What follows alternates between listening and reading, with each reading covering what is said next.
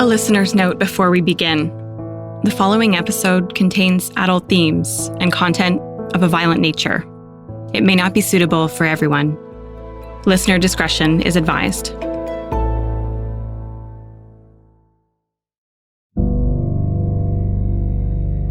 At around 10:30 p.m. on April 18th, Lisa and Lori George saw a glow on the dark horizon. It was west of their home in Highland Village, Nova Scotia, on the shores of the Bay of Fundy. Lori thought it must be a house fire, and a big one, too. And we had not heard any fire trucks or seen any lights going by, so we decided to drive down to have a look, see if there's anything we could do. And when we get closer to the Portapique Beach Road, there was an ungodly amount of police vehicles. Lori had been a member of the volunteer fire brigade in the past. He and his brother-in-law had a feeling that something wasn't right. They drove west on Highway 2, past Portapique Beach Road. Then they turned toward the coast, on a road just across the river. From there, they had a clear view of the back of Portapique Beach Road. They saw there was more than one fire. Lori took some photos on his phone. He heard popping noises, and because there are hunters in the area, he assumed it was ammunition going off in the flames. He didn't think it could be anything else at the time. After a few minutes, Lori and his brother-in-law headed home. While we were standing on our back deck looking down towards the first large fire, two more large fires broke out in the same area, but in different locations from what we could see. So that's when we went back down. Lori brought his wife, Lisa, with him this time. They drove back toward the fires. It was around 11 p.m. There were even more police vehicles in the area than the first trip, some parked sideways, blocking the highway. This time, they couldn't even get close to Portapique Beach Road. And the one cop came up and jumped out of the ditch and come towards our truck. It scared the devil out of me. And he come up to my window and he said, "Wherever you came from, get back there immediately and lock all your doors." And so that's what we did. We hightailed run and turned ourselves around and came back and locked our doors. But the rest of the night, it would turn out to be a sleepless night. I'm your host, Sarah Ritchie, and this is 13 Hours Inside the Nova Scotia Massacre. Episode 2, Stolen Dreams. Last episode, I said I would take you through what happened that weekend, hour by hour, as it unfolded. But the first few hours were extremely chaotic. Police have been tight-lipped about what happened and when, leaving a lot of holes in our understanding of the timeline. What we do know is that Gabriel Wortman caused an incredible amount of devastation in a very short period. In episode 1, we told you about Lisa McCulley, Greg and Jamie Blair, and Corey Ellison. But tragically, they were not the only lives lost that night. In total, 13 people were killed in Portapique. So I want to take you back and introduce you to the rest of the victims. What Lori George didn't know when he took those photos of massive fires burning on April 18th is exactly what was on fire. One of the houses that burned to the ground belonged to John Zoll and Joanne Thomas. They're one of the come-from-away couples who were living out their retirement dream on this little stretch of shoreline. John was a Vietnam War veteran who worked as a Russian linguist before starting a career with FedEx in Grand Forks, North Dakota. Joanne had moved to Grand Forks from Winnipeg, Manitoba, to attend university, and that's where they met in 1985. They had a whirlwind romance and got married the same year. They moved to Albuquerque, New Mexico in 1987 and lived there for 30 years before they discovered Nova Scotia. In 2017, they bought the 1.5-story home near the end of Portapique Beach Road. It looked out onto the river with stunning views of the tide rising and falling in the bay. John and Joanne quickly settled into their new home.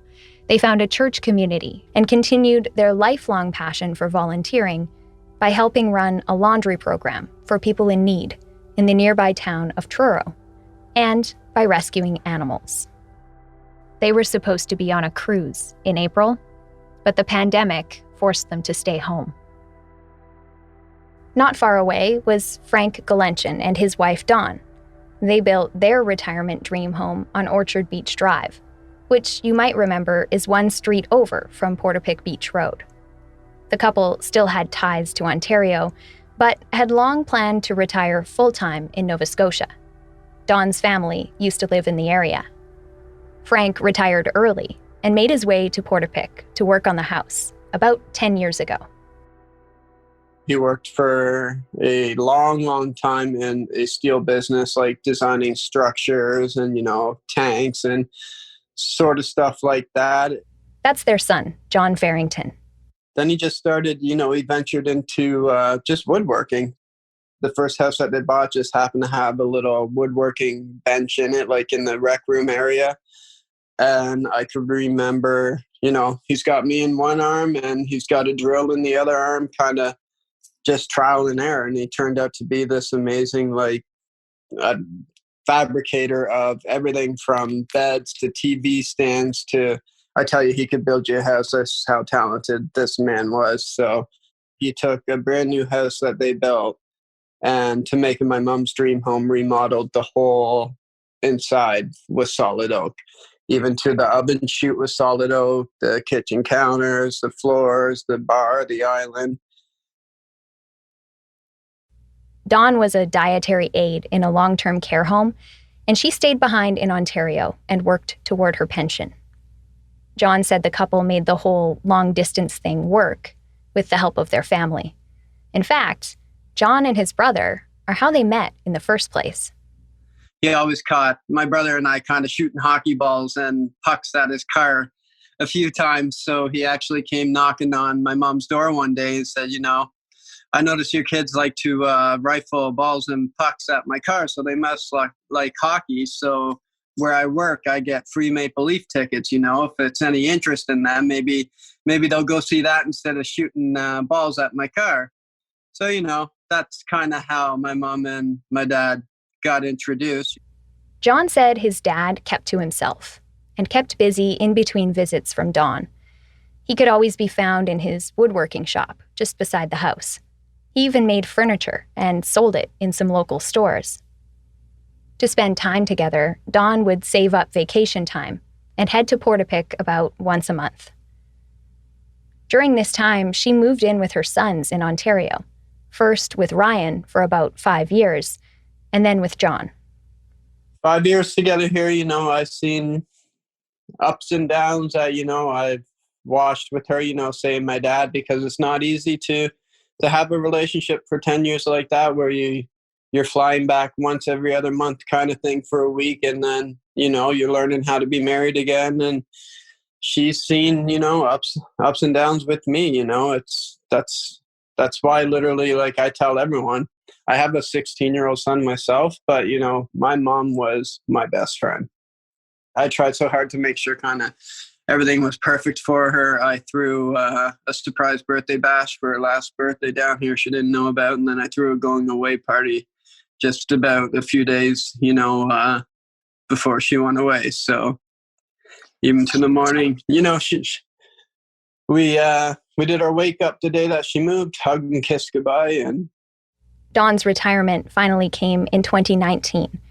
And after that going away party, she headed to Nova Scotia for good. This was where the Galenchens would spend their golden years, a dream a decade in the making.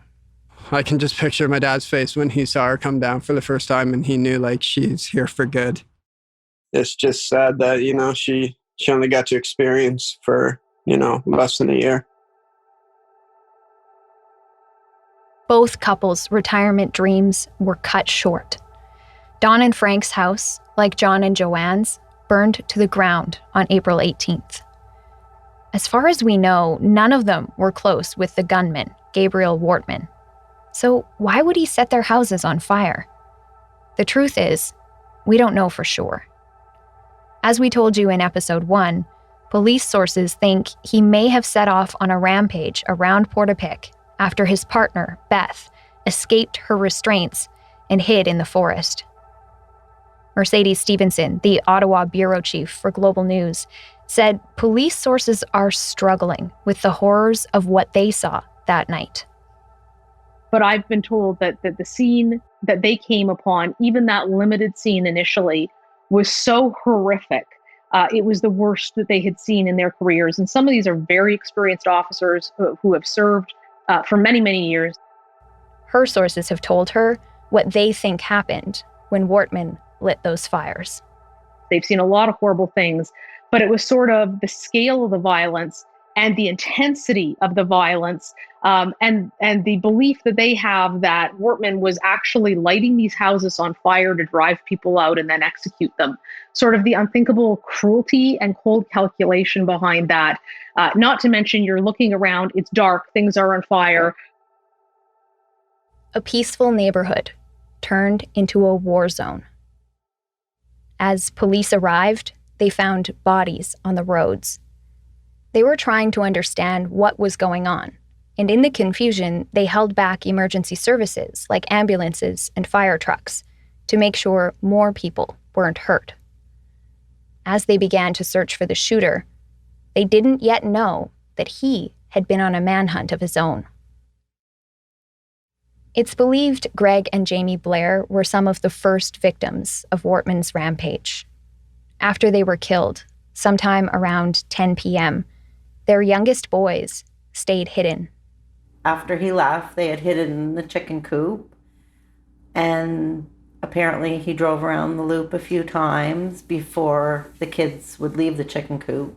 So they stayed until they didn't see any more lights, and then they ran next door. The Blair boys hid with Lisa McCulley's children until help arrived. They survived. But they weren't the only ones home with their parents in Portapique that night. At the far end of Orchard Beach Drive, where the Blairs lived, there's a little cross street called Cobequid Court. At the intersection, there were some handmade signs pointing to homes tucked into the trees. One of them said, Friar Tuck. That was a nickname for Aaron Tuck's father, and over time, it became a nickname for Aaron too. In some of his Facebook photos, you can see that he's got it tattooed across his stomach. Aaron doted on his 17-year-old daughter, Emily, and his wife, Jolene Oliver. Emily was in grade 12, and she was getting ready to graduate in the spring. Then she planned to go to trade school. Aaron and Jolene were really hard workers. They met in Alberta and moved to Nova Scotia several years ago to be closer to Aaron's family. They spent their first years in Portapique living off the grid. The house had solar power and batteries, and the only source of heat was wood fire. They put in a lot of work on the house and the yard, and only had it connected to power in 2019. They were hoping to move to Cape Breton, a bigger center where work would be easier to find. So they tried to sell the house. In the summer of 2019, they thought they had a buyer. Gabriel Wortman. One of Aaron's friends told police that Wortman offered $18,000 for the property, well under the $48,000 or $58,000 Aaron was asking for. Aaron's friend said that it led to an argument between the two men. After that, the idea of leaving town was on hold. By April 2020, the family was settled in their community, making the most of the stay-at-home order issued because of the pandemic. Cheers! Have a good time with your family. This is what it's all about. We never get this chance again. So one more time, stay the blazes home! Yeah! Stay the blazes home. That became a bit of a Nova Scotian catchphrase this spring. The Premier said it during a COVID-19 update, as he pleaded with people to take the pandemic seriously. One thing people were doing in that spirit was sharing videos in a Facebook group called the Ultimate Online Nova Scotia Kitchen Party COVID-19 edition. If you're not familiar with the term kitchen party, it's just an East Coast house party. But what really makes a kitchen party special is the music. So, your contribution to the COVID kitchen party. Herbie McLeod. Wicked. All right.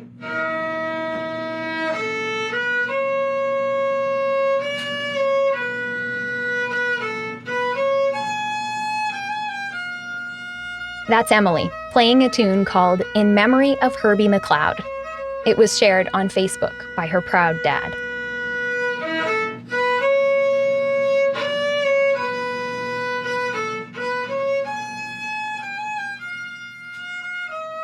Aaron and Jolene had a 1977 Pinto they'd been fixing and rebuilding for years. They planned to give it to Emily for her 18th birthday in October. They never got that chance. Down the road from the Tucks was a small blue house that belonged to Peter and Joy Bond. They were a retired couple who had moved to Portapique from Chester on Nova Scotia's picturesque South Shore. They just wanted to be close to the water. Around Chester at the time, real estate the prices was crazy. And when they found that home there in Portapique, you can't see the water from the doorstep, but you can hear, at high tide, you can hear the waves. Sit on the doorstep and hear the waves, and 5-minute walk from their doorstep, you have your toes in the Bay of Fundy. Peaceful spot. It's a gorgeous spot. That's their son, Harry, who still lives on the South Shore. We sat outside next to the coast on a summer day as he told me about his parents. Peter and Joy were married for more than 43 years, and they still completely and truly enjoyed being together. Mom was 70, Dad was 74. They're same as two 17-year-olds. They went out in public, they were hand to hand walking down the street. Joy loved lighthouses and bagpipes, and over the years, she had amassed a collection of spoons representing all the places she and Peter had been during his career as a long-haul trucker. You know, when she's doing dead trucking, pretty much every estate or wherever they stopped, she'd have to pick up a spoon. That's their youngest son, Corey. He and Harry both spent time with their dad in the truck. He was driving truck before I was born, and then he drove truck for quite a while, and then he wanted to be home, be a father. And so he took it on a different occupation, and then once we were old enough to take care of ourselves, and he was missing driving, so he went back to trucking, and Mom did a lot of traveling with him. So it was definitely a different son and dad relationship in the truck. It was at home. Sometimes you couldn't spend 3 days together, and you were chewing at one another, and then being in a truck for 2 or 3 weeks at a time. There was no getting away from him or him getting away from you. There wasn't a moment in the truck that I wanted to get away from him. So it was a whole different happy. But when Mom was in the truck with him and them two was together, he was in his place. He didn't want to come. Didn't matter when he come home. Then they were just enjoyed being together. This last year, the Bonds were talking about moving again. They didn't mind being on the road, but wanted to be closer to their sons. Especially Mom, but they were both missing their family, missing their grandkids, and they become great grandparents. So they were talking about moving back within the year or 2 years, but unfortunately, that's not going to happen. They knew most of their neighbors in Portapique, including Gabriel Wortman. Knew of him, not as a friend or nothing like that, but they definitely knew who he was. I mean, they've been down there for 15 years, right? And there's only 2 or 3 dozen houses in that little community, so you basically know who lives where. But he was one to have parties or whatnot in his warehouse, or they wasn't the party people. Yeah, quiet, keep to themselves, and enjoy peace and quiet and their company together. So Harry said Joy and Peter were home together that Saturday night when he came to their door. He killed them and their neighbors, Aaron, Jolene, and Emily. Harry thinks Wortman could have headed for those houses on his way out of town. We don't know for sure. But Jolene Oliver's sister told me she doesn't think that sequence of events is right. Tammy Oliver McCurdy told us that no one in her sister's home called 911 that night. Her niece, Emily, was texting her boyfriend, and Tammy said he told her that Emily stopped replying right around 10:07 p.m. She's convinced that Wortman went to her sister's house early in the rampage. Maybe because he had butted heads with Aaron Tuck before. Maybe he was looking for revenge.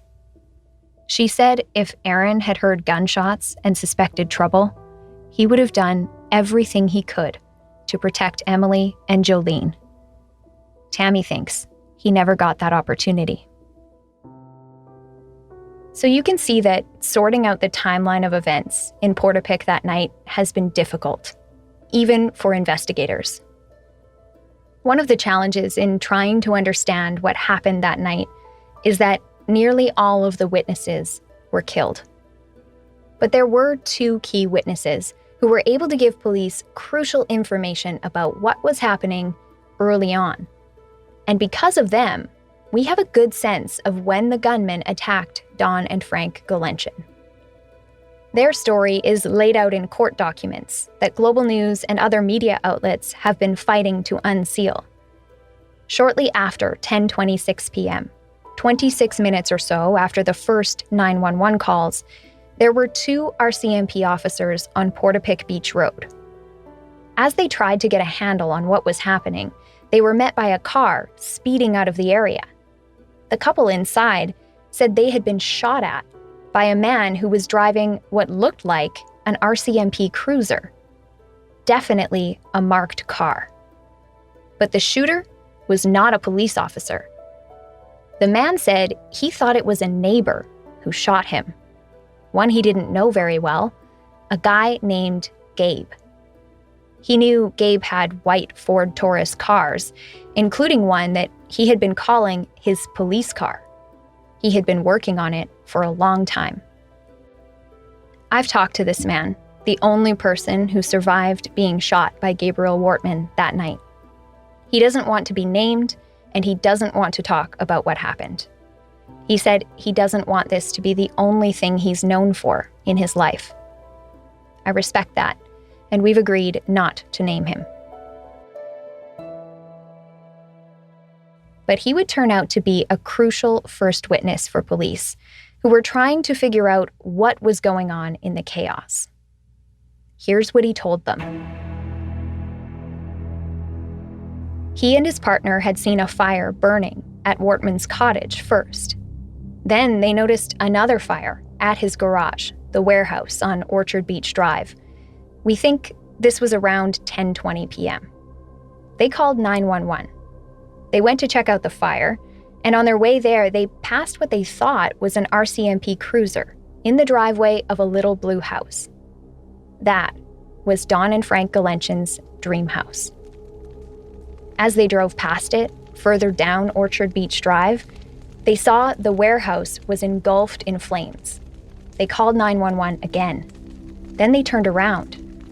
On their way back, they noticed that the little blue house was on fire too.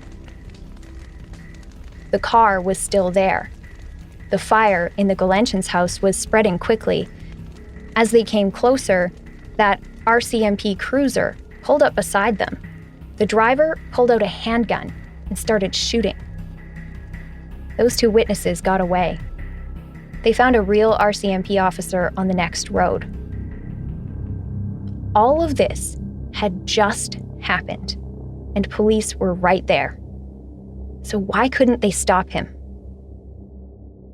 That's what the Galenchin's son, John, keeps asking himself.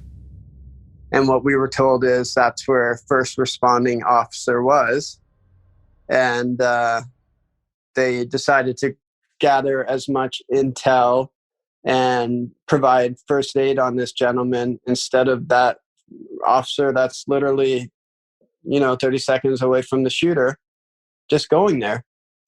and the police tell us and they tell the family, they kind of, their rule of thumb is they have to tend to the wounded first kind of thing. And, they didn't know where the shooter was because I guess as his property was burning, they were hearing gunshots going off. That was ammo left in his household. So I'm being told that's where police were sent to because that's where they heard the gunfire. But, I'm also thinking you have this gentleman that was shot that's also telling you where he spotted this person. So why aren't you just going there instead of, letting them continue about to escape? And he did escape. What police didn't realize that night, as their operations were getting underway, is that Wortman was already driving away from Portapique. He had a front seat full of guns, a trunk full of gasoline, and a disguise that may have helped him slip right by the police.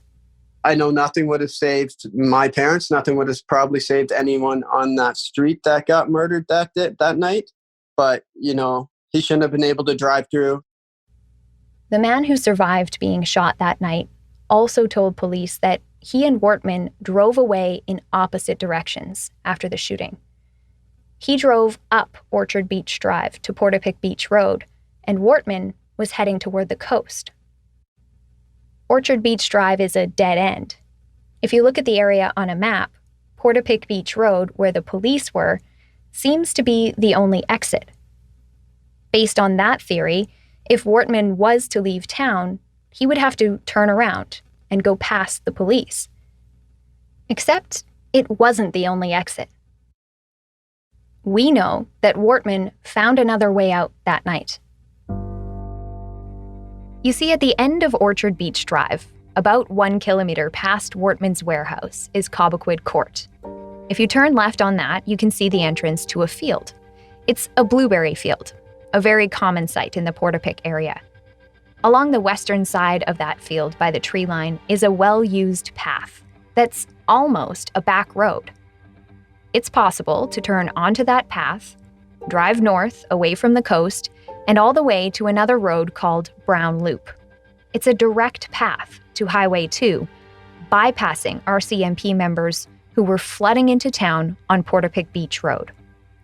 Police believe that is how he got away.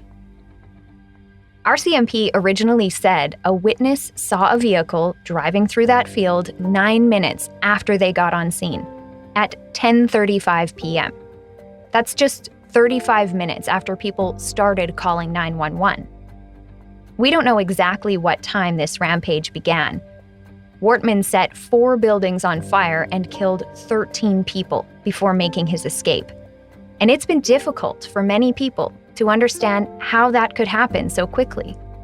I've also been wondering about that timeline.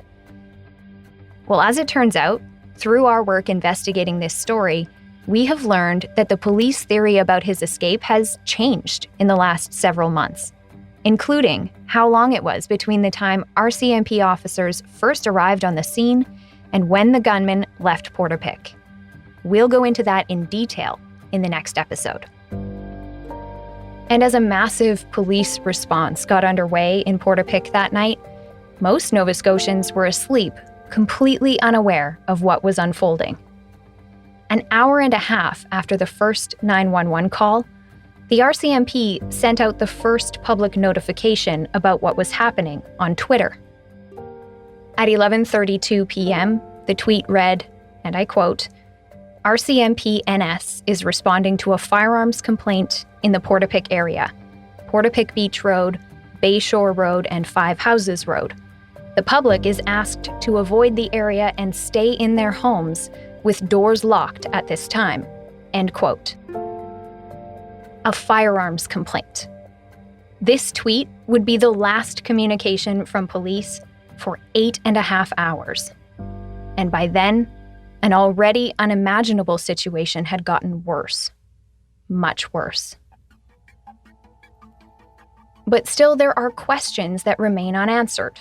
What exactly were police doing inside Portapique during those first 2 hours of Wortman's rampage? And why was he able to get away? The horror of that night grew as the devastation in Portapique came into focus for first responders on the scene. For the families of victims, it would be an agonizing wait for information. I close my eyes at night. I can't shake it. I try night overnight. I close my eyes, a picture of the pair of them being shot. That's next time on 13 Hours.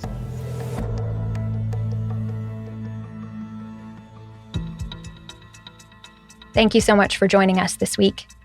13 Hours Inside the Nova Scotia Massacre is written and produced by me, Sarah Ritchie, and Alex Kress.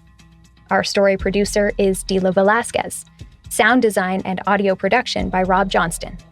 Editing assistance from Neil Benedict.